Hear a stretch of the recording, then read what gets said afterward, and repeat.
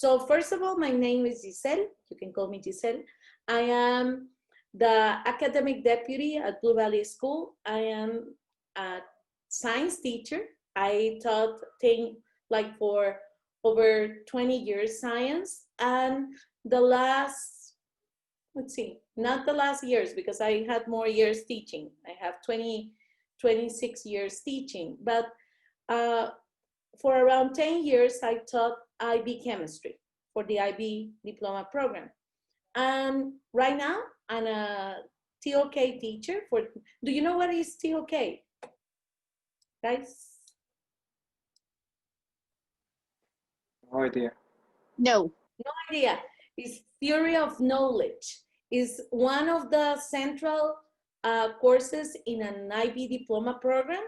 And what we do with that is like it's a critical thinking class. I love it. You know, like it's a great class. But now I'm doing that, and I also coach teachers and students in some of the process.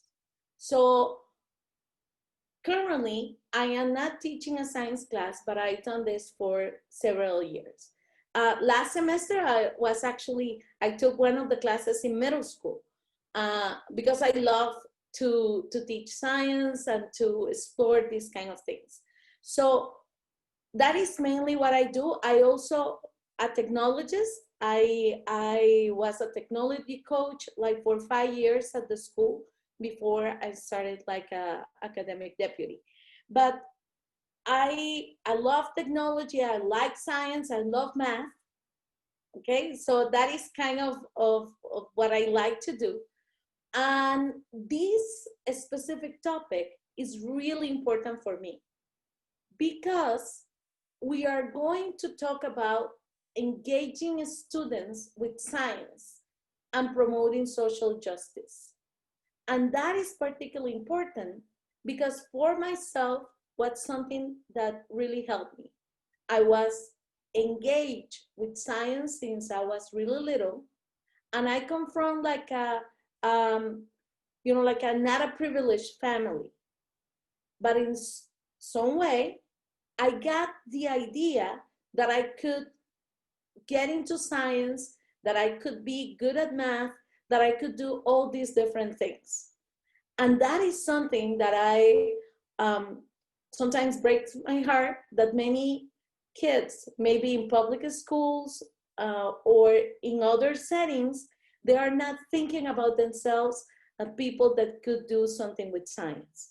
So that's why I really passionate about this, because this is not only, like promoting science for the sake of doing it, is promoting science and math actually, and we're going to talk about that a little bit more, because this is going to give many students the opportunity to achieve a better future. So it's not only about the subject or how we love this. It's about how we can move this, and make more people engage with what we love.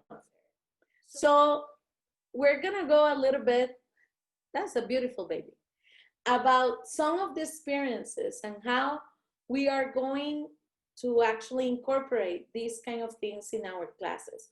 Or if you're a student, how this can impact your, your way of seeing science, okay? And how can this make like a really big difference in your life? So these are some quotes. This is a study, and we're gonna talk about this specific concept that is called science capital. And science capital is something that the University College of London and King's College in England, they have been doing a lot of research. There is one specific, researcher, her name is Lois Archer. She is the one developing, with her team, this specific concept. So we're gonna talk about this, but I think that there are two things that are key to this. One is that when you use this approach, you're gonna have more engaged students. And I think that as teachers, that's what we look for. And also, when we talk about the students, they're gonna have the opportunity to see the science in their own lives, okay? So the idea, and I love this, you know, like a student thinking that science is cool because you can actually see it in your own life. And that is something that many times we miss. Actually, this morning I had a conversation with a group of students, they are in 11th grade, and they were telling me how cool their physics class was, because the teacher always started with something that was related to what they understand, that's something that they like, and they can see how these real life applications actually make it more vivid for them, so they can actually understand better what they are doing later. So it was kind of fun. You say, Miss, you have to really congratulate him, because we are learning and then we spend some time talking about this real life thing. So it's not wasting our time, it's just making it, it's helping us to make it like more real for us. And that, I think, is really important. So today we're gonna play this video, and I hope that everything goes well with the video and that you can listen. So this is the explanation of what is science capital, okay? Research shows that most students find science interesting, but we're still facing a STEM skills gap, and the students taking STEM subjects after 16 still fall into roughly the same gender, ethnic and social groups as they did 20 years ago. That's why BP, King's College London and the Science Museum are collaborating to develop, measure and test a new concept that gets to the heart of how people engage with science. It's called Science Capital. A person's science capital is like a holdall or bag that they carry around with them, into which they put all their science-related knowledge, attitudes, skills and experiences. The science capital each person has splits into 4 main types: what you know, how you think, what you do, and who you know. Everyone has different amounts of science capital, and this affects whether they feel, yes, science is for me, or not. Our research shows that the more science capital a child has, the more likely they are to follow STEM subjects. Science capital comes from a variety of sources, including school, home and family, out-of-school science learning, and the things people experience in their everyday lives. It helps us see all the influences that lead to students choosing STEM subjects or not, and understand why different groups aren't taking them further. We can also use science capital as a tool to develop more effective ways of supporting young people to engage with science. And by building the science capital of all children, more students from more diverse backgrounds will engage with science throughout their lives. Together, we can use the concept of science to bridge the STEM skills gap, but also to improve the life chances of all our children. Okay, so one thing that I believe is really, really important here is the idea that this is going to improve the life of many people, but also, and that is something that in the literature they point out, is that if you are in the world of science, you actually get better results when the teams are diverse.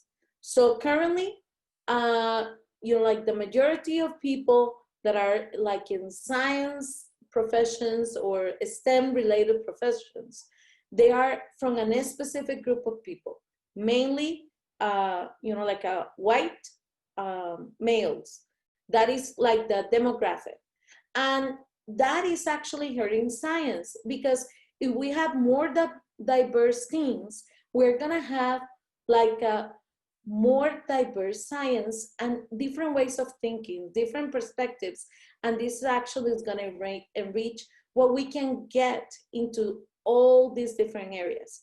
But that is one reason. And the second reason is the part of the social justice. So there are some tools that we can use in our classes, and I'm gonna actually, in the presentation, could you please go to this slide and click? Because there is a form that is, so I'm gonna show you the form, and I send you the presentation so you can click on the form, and the idea is that this is something that we can do with our students, or that you can do as a person, to kind of know what is your science capital. So what I'm gonna ask you to do is to write down your names.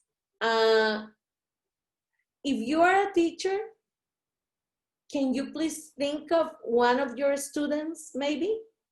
So maybe not you, write the name of the student. If you're a student, could you please fill it out as a student? And the idea is that what kind of things, how can you describe yourself in terms of science, okay? I did this with my students in 8th grade, and it was really interesting. The majority of them kind of identify the same 3 people that they thought that they were like a science person in the class.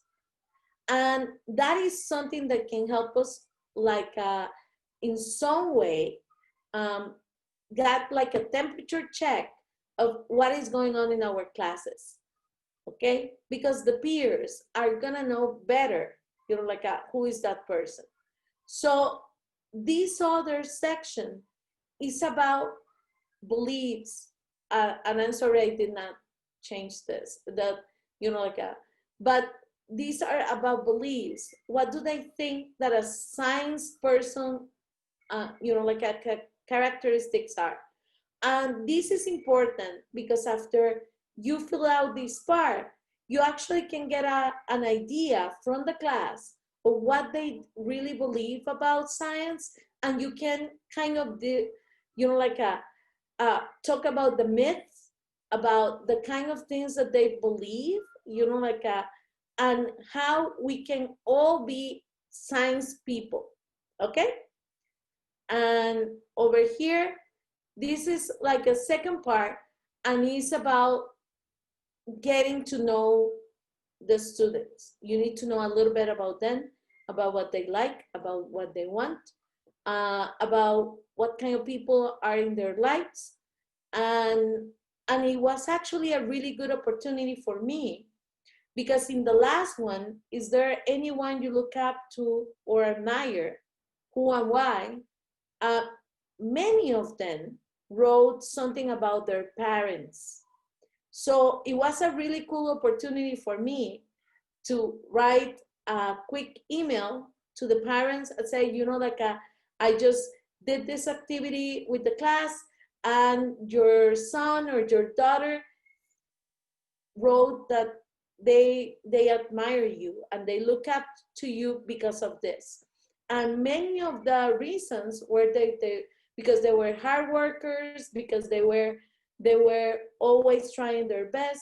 So it's like a really nice opportunity to connect with the families. So I'm gonna give you some minutes for you to, you know, like answer this. I love it because this would be a great warm-up, like for first class of the year for science. That's cool. Mm-hmm. Very, very nice. Yeah, it's actually, that's, you know, like especially if you don't know them yet. Just finished. Yeah, so I actually gonna share like you know,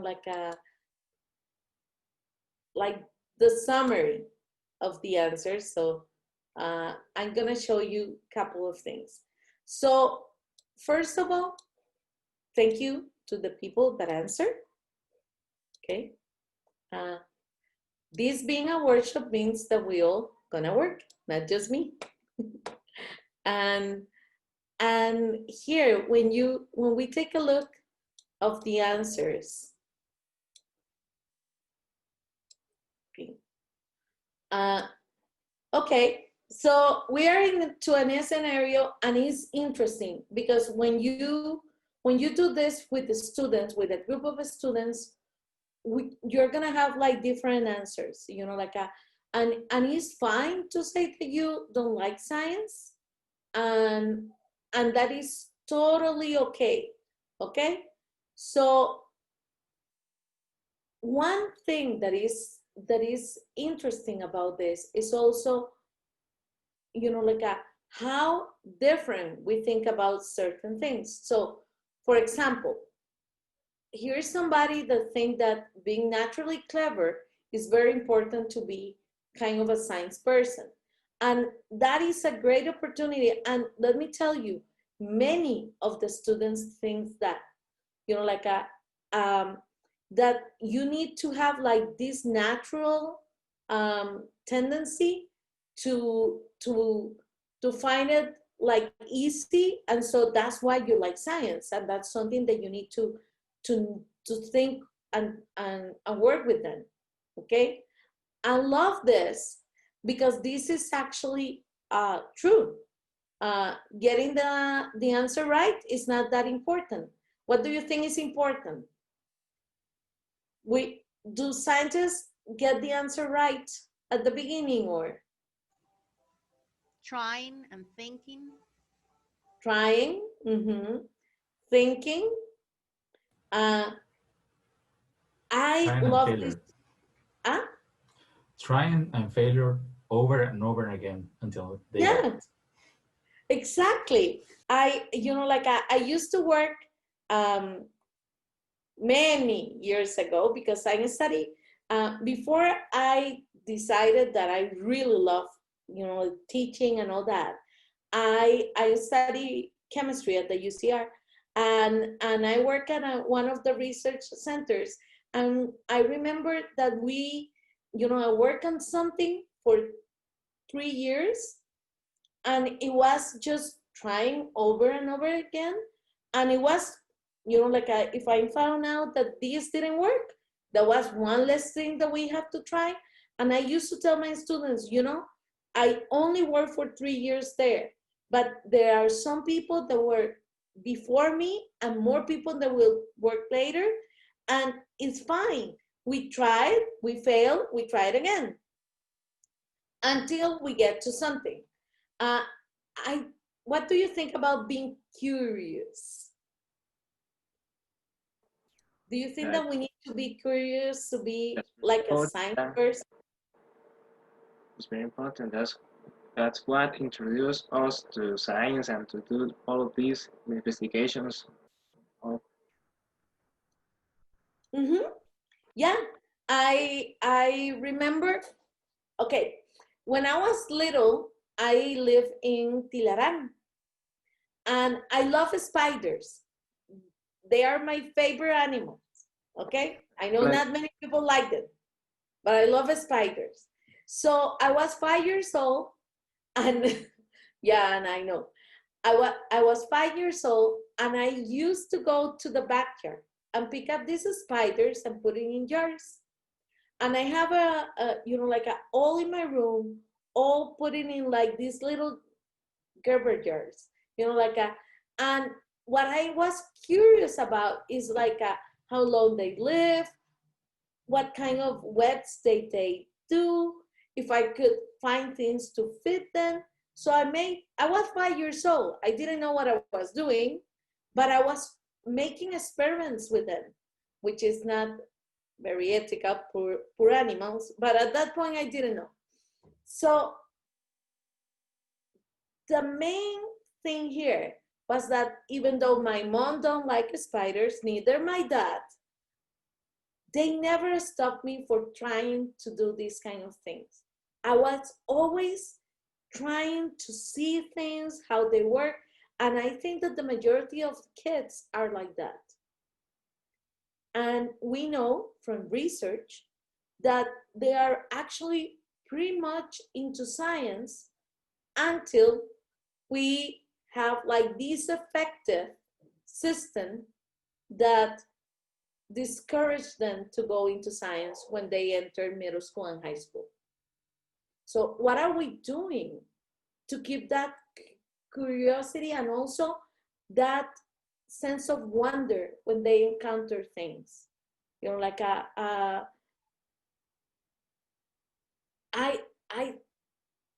think about that a lot, because when I teach in science and I given them the opportunity to actually keep that passion that they have when they are little, how can we do that? What do you think? How can we do that?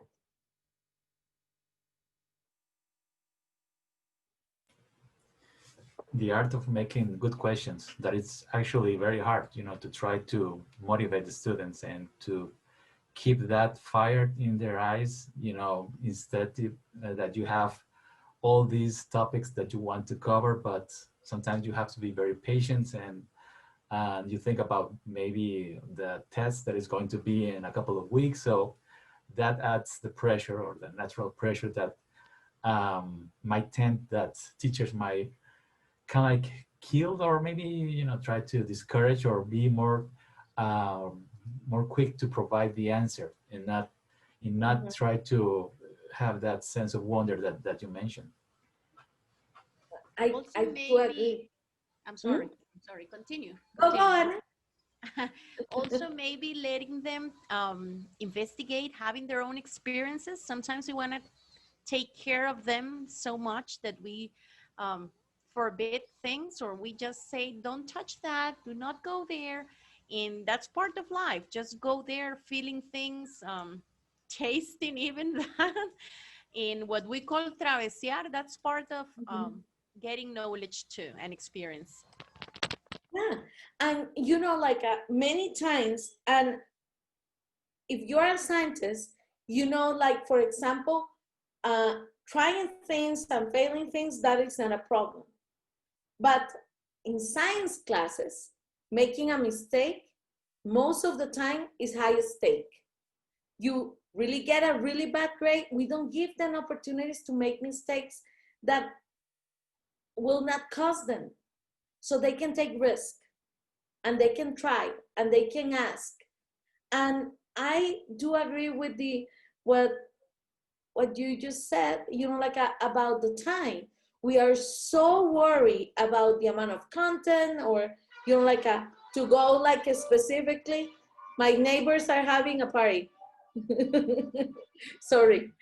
So think about specific things, how we can do that, you know, like to keep that sense of wonder, and to give them the time to try and fail.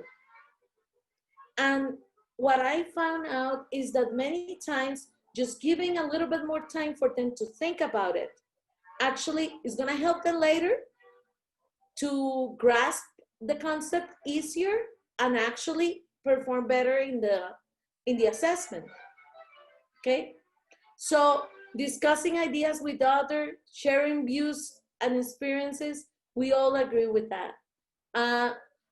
This is interesting because I believe that hard work is something that you have to be able to do if you are into science.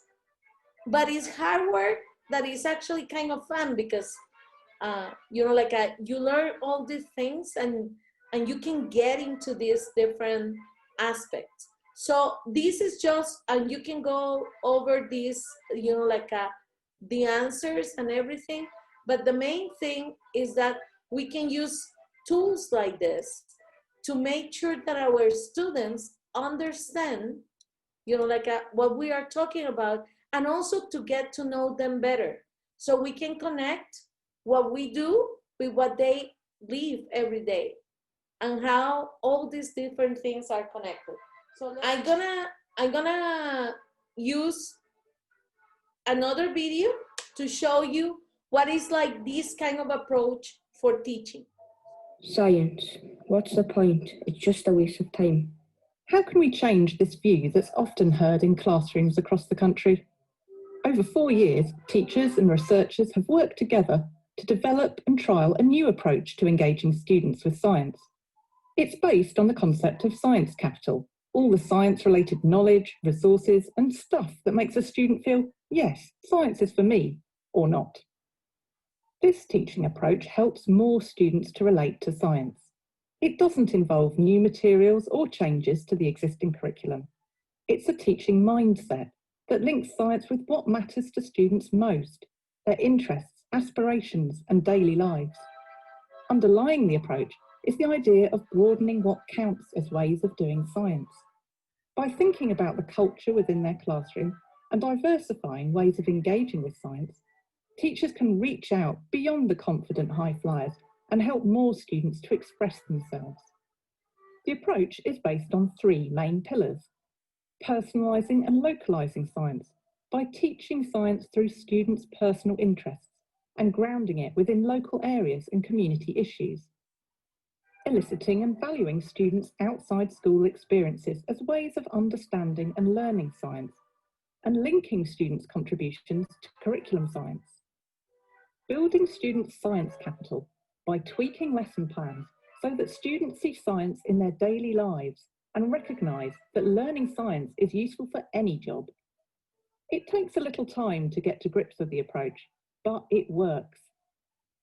Evidence shows that the approach produced better student engagement with science, especially among quiet and disengaged students, improved student understanding and interest in science, more positive student attitudes to science, and easier behaviour management. Teachers said that even some of their most challenging students would sit up like meerkats, and happier teachers who are now sharing the approach with their colleagues and schools.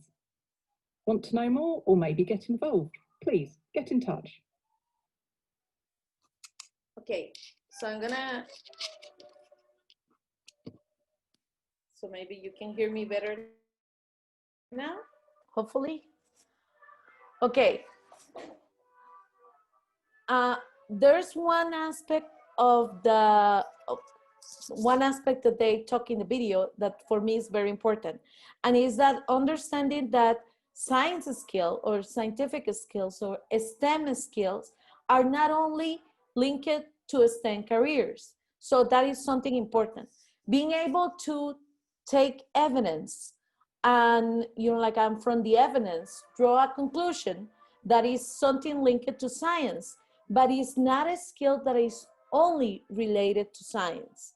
You can actually do a lot of that and use it in other kind of professions. What about you want to be a journalist? You need to know how to take evidence and how to draw conclusions from that.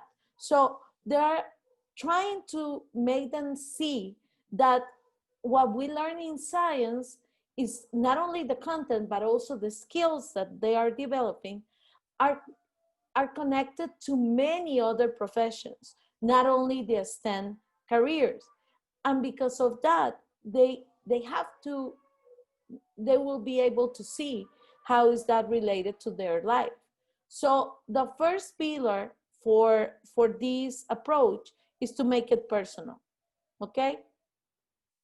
So that is what we talk about it. We need to find out what the students know, what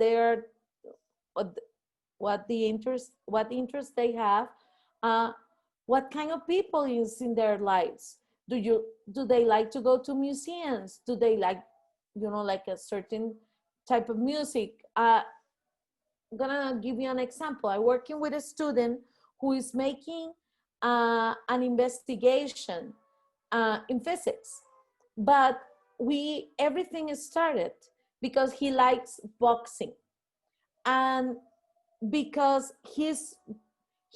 the last year he's trying to improve the force that he's given with every punch.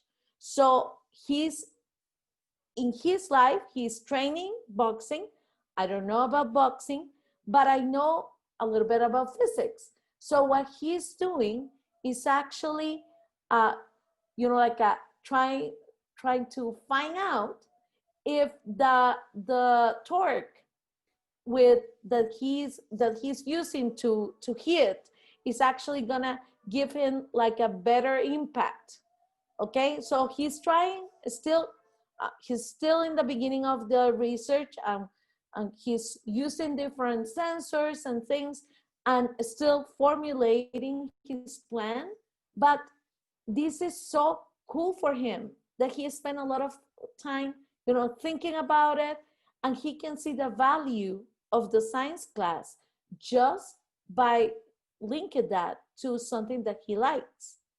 So I believe that this approach actually changed, like how the students see everything. Like the other part is that, and now in this context, we know that is even more important, is to, when we can link that to the backgrounds of the students, do we know like the people, like in their house, are their parents, like link it to a STEM career, or do they have like specific things that we can use in the class, that we can use for conversations, and that we can actually put in our plannings as a way to increase this engagement. Okay, so that is the first pillar. The second one is this, and it's about questioning, and that's something like the, I'm sorry, I don't know why I cannot see your name, the one that talk about, like the questions. So we need to start thinking about questions, okay? So in this case, it says, think about a topic that you are teaching, or if you're a student, think about a topic, like in science class. Looking at the suggested questions, these are possible, like at the beginning of a question, okay? What question could you ask for your student to elicit their outside of school knowledge and experience? How could you value their responses and link them to the curriculum? So can anybody think of a question of a specific topic, like something that you're doing in class, or, like seeing in class? So I'm gonna give you an example. For example, with the first one, from your knowledge outside of school, okay? From your knowledge outside of school, how would you describe astronomy?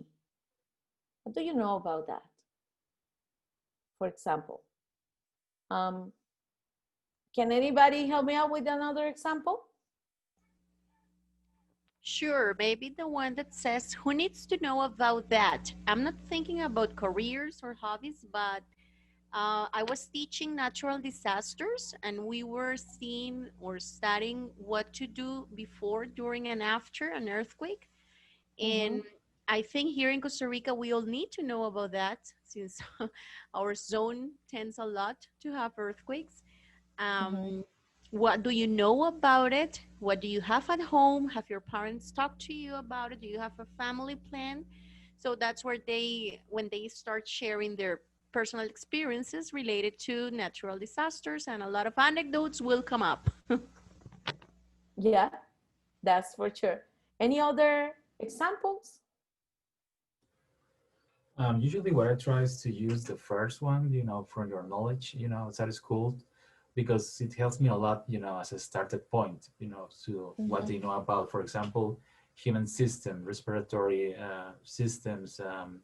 From that point on, I can describe and have an idea using the Blackboard or a program, to have that as a started point to add, more experiences that help the students to have a better understanding about that topic.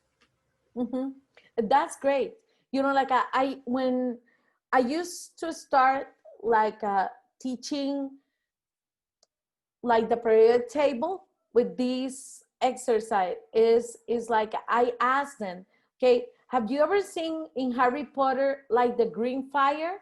And most of them says yes, like when they make a spell or something.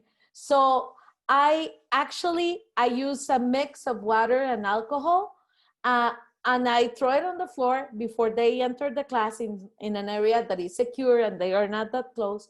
So I lighted up the fire on the floor, and I throw some copper salts, and then the fire start looking at, like it was green.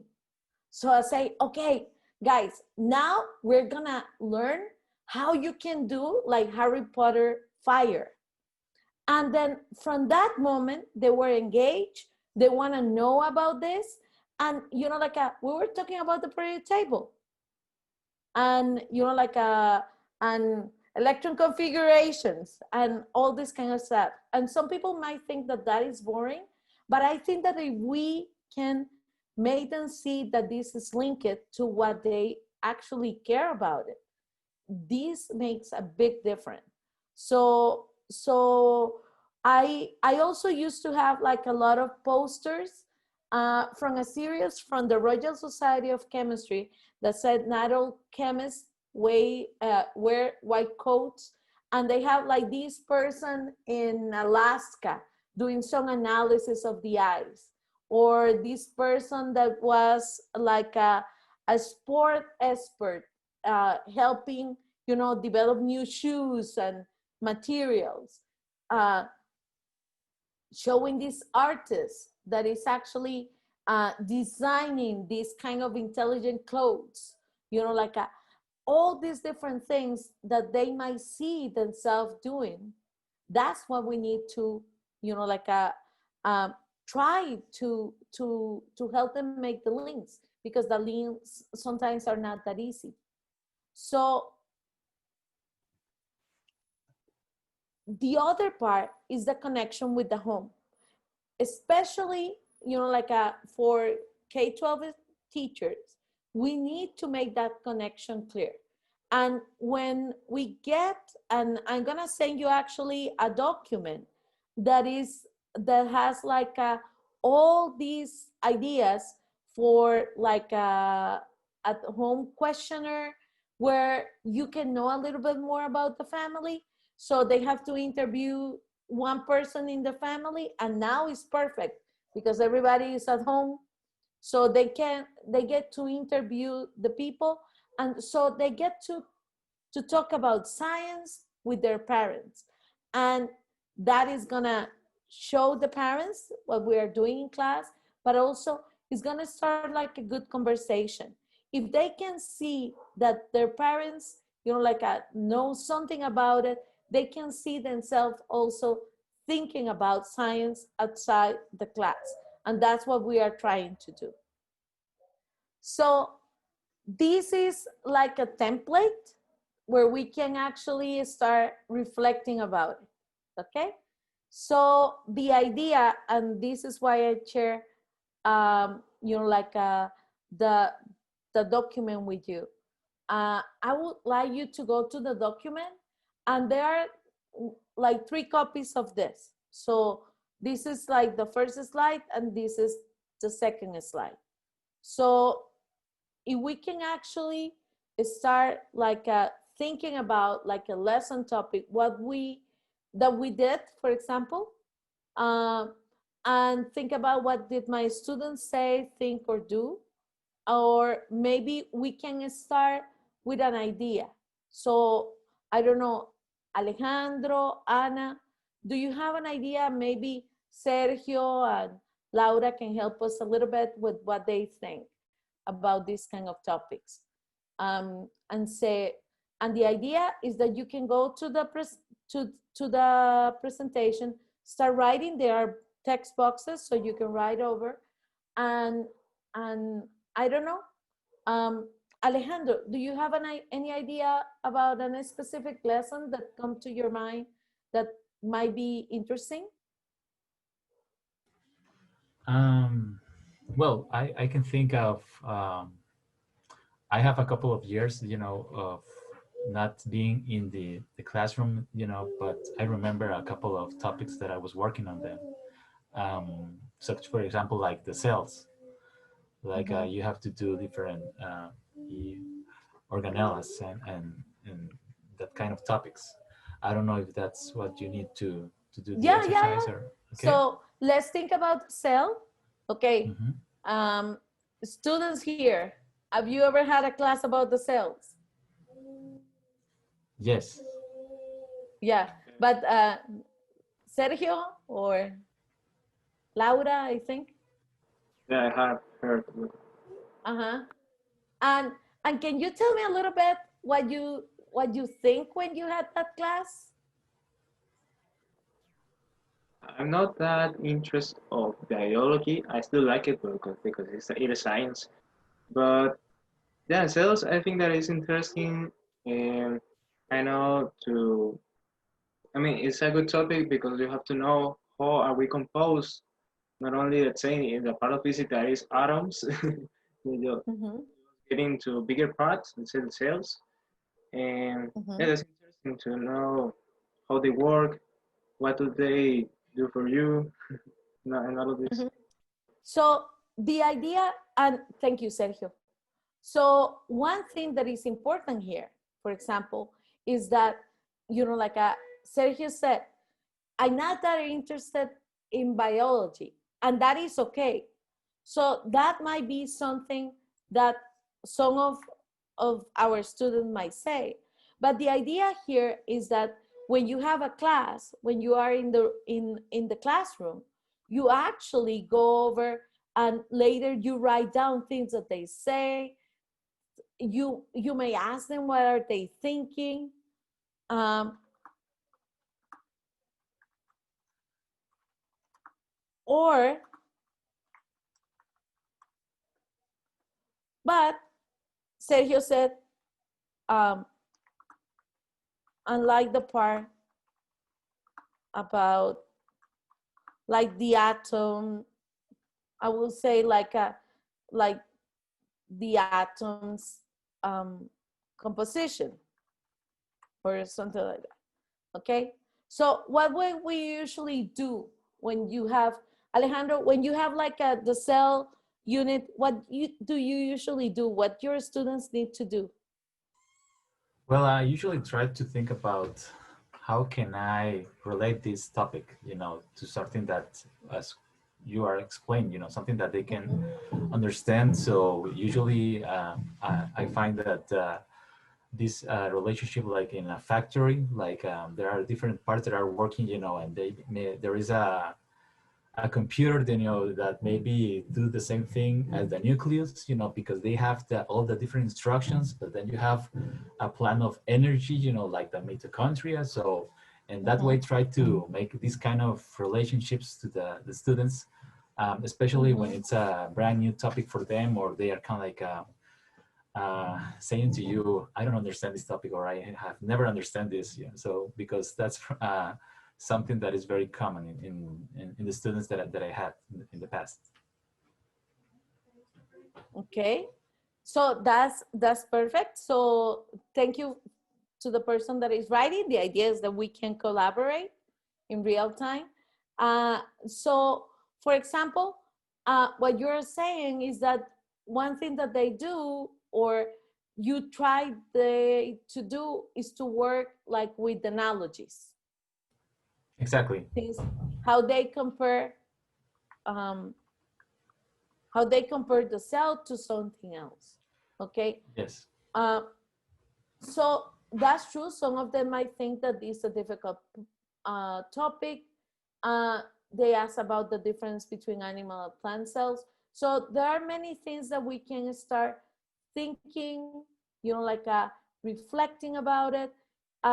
But the idea of these kind of things is that we are actually aware of what they are thinking is totally centered on the students and what they are doing. So, and how can we actually go and plan our classes in a way that we can anticipate the kind of things that they have to do to say, think, like in a different way about this. So, and also, how can we incorporate, and Alejandro said it before, all the questions, given the questions, and value their contributions in a way that is significant. So let me see if I can move from here to the next one. I think I have to do this. Okay, in the next one, the idea is that we reflect after a class, okay, how engaged my student was, or like how engaged were they? If I have to give a number between 1 and 10, what is the level of engagement in this class? And that kind of things, and maybe, you know, like I think all of us, you know, like can say, if I ask you, you know, like how, I know that there are probably, you know, like some people here that are more engaged than others. Why I cannot reach the ones that are not engaged? What can I do next time to make it better and more appealing to everybody? So those are the kind of questions that we have to start thinking about it. I'm gonna move to the next slide. And Ana, we lost Ana. Yes, I'm here. I'm here. Can you help me with a topic? Sure. We could mention types of rocks, the 3 types of rocks. Okay. So Ana is into geology now. Okay. What can we say about, what do you think our students can think about types of rock? If we develop a class about this, what kind of things can we make them do?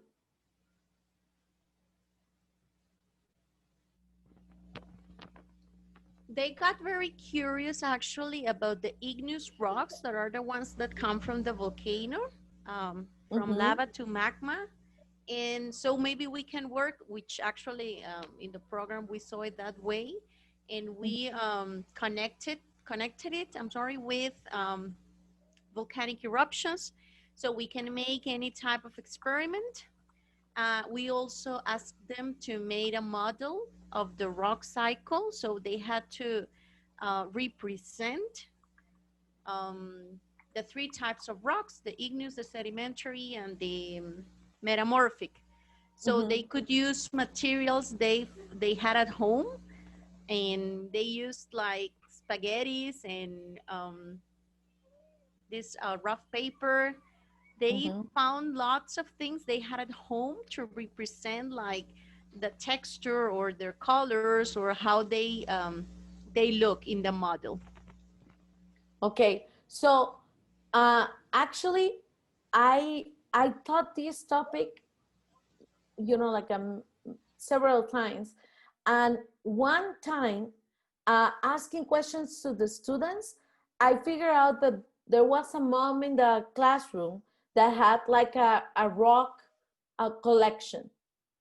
And so I called her, and, you know, and I thought it was like a rock collection, like a box, okay?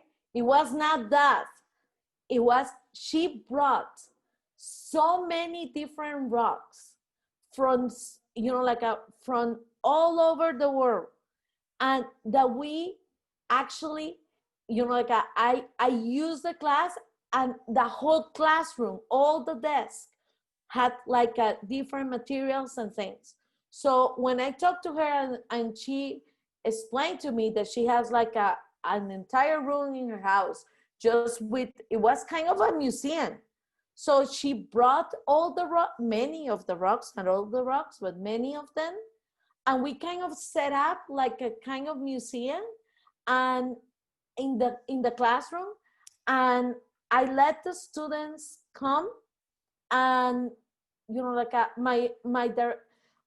it was like an introduction. So I asked them, okay, walk around, and when you see rocks that you really like or that you are curious about, write down the name, because she had everything like with names and things, you know, like proper names, like scientific ones.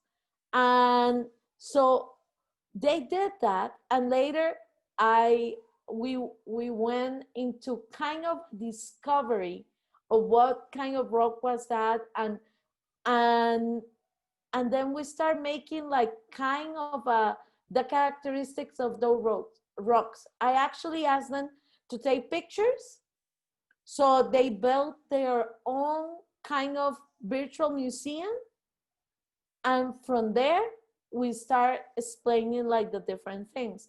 Other thing that I did in class that worked really well for this topic was like a giving them the opportunity to do some tests, like a maybe a little bit of acid that is not like a in low concentration, so they can actually see if they have like a rock that make bubbles and these kind of things. They love it. Actually, now that you mention it, yeah, of course, Realia is the best for science. They love like exchanging, even smelling or touching everything. But well, we have been working virtually all these months. So well, we have to take advantage of sites, videos, animations. Animating rocks was very cool too. But yeah, Mhm. that about the museum, that must have been amazing, of course.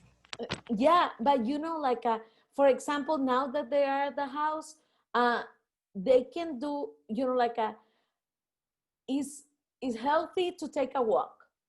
So maybe part of the class is like okay, in a safe way, take a walk and find a rock or a couple of rocks and bring it to class and show it, and we're gonna do kind of a show and tell, and then we're gonna try to discover what kind of rock is that. And so we combine two things: one, their well-being and their health and looking like around this. They also might have some collections. Some people have some collections in their houses, so they might have some kind of like a rocks. I have, they are not like a really precious rocks. I just like them, things that I collected from the beach or that I found in different places. So some of your students might have those. So it's a good opportunity, even in this setting, to let them work with this, like to let them go over and start thinking of different ideas, like different ways to do, like to connect to their own lives. And this approach of teaching science now is more relevant than ever because they are actually embedded in their community, in their houses, with their family. So how can we make this like really relatable, sorry. And then the idea is the same. Then we do our reflection afterwards, and and we think about how can we improve what we did, because reflections is they are really good for our students, but they are also really good for us. So we can think of any kind of topic, okay? And the idea is that any kind of topic, actually, we can design in a way that will be interested for our students. So, any other idea?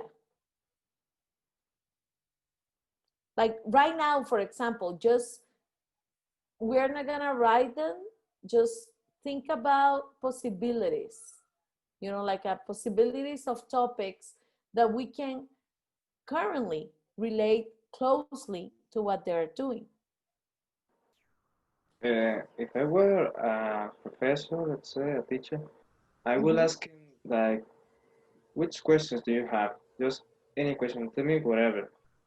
And and if I got all, well, if I got all the questions, and I would try to ask him immediately if I can, and also if someone else knows anything about that, and if not, I will try to ask them in the next lesson.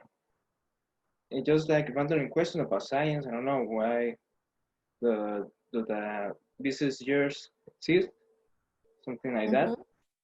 And that's something that is very specific. But well, also if there is a question related to another subject that is not mine, I will try to text my um, other teacher, let's say, that is on that subject, to just to make them finish the question, let's say. And yeah, I mean, just try to ask him anything, uh, and then try to respond in the immediately or in the next lesson. So. I think that, Sergio, thank you very much. I think that that is a great advice for teachers. You know, like you as a student know that you're gonna be very interested in, you know, knowing the answer to one of your questions. And one of the things that many times we forget, I think, is that we have that resource. You know, like we can ask you, okay, what question do you have about this topic? So there are different strategies that you can use to do that, but obviously they are going to be more engaged because you are sharing with them in a way that is, you know, like that matters to them. So use the interest of the students, use questions to their questions to work with your classes. I would like to share a file with you. This is like this is a document with like more activities and like all the theory behind, and the questions that I share with you. This is a resource from King's College. I'm gonna put it in the chat, and so you can have it. So we're close to the end. So I don't know if anybody has a question. Well, yeah, more like a comment. I want to say thanks, and to congratulate you, because it's very important, all the different issues that you have touched during these sessions. I think for the audience, as teachers, not only for science, but you have touched certain, important topics and strategies that can help us, in the way that we try to touch the subject.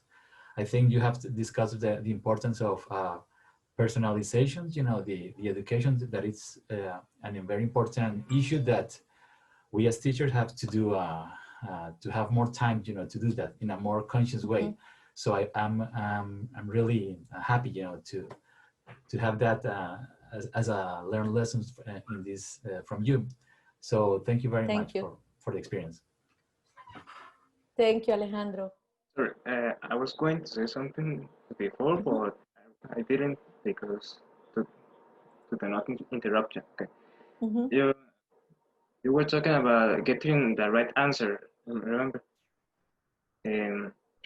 Okay, we could teach them to how to be patient about something that we're very curious that we don't know it, but maybe we will discover it in the future.